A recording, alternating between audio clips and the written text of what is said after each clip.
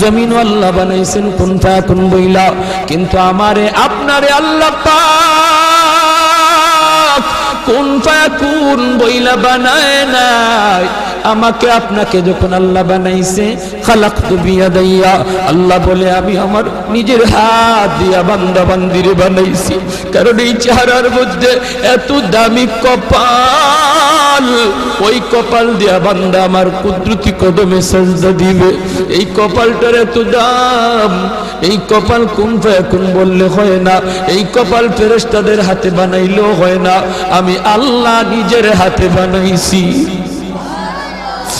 আল্লাহ পাক কই আমি আল্লাহও দেখি জমিনে কেমন অন্যায় হয়, অত্যাচার কেমন জুলুম হয়, জমিনে কেমন অন্যায় হয়, অত্যাচার হয়, কেমন জুলুম হয়, কেমন গুনাহ হয়, আমি আল্লাহ দেখতেছি, আমি আল্লাহ দেখতেছি। আমার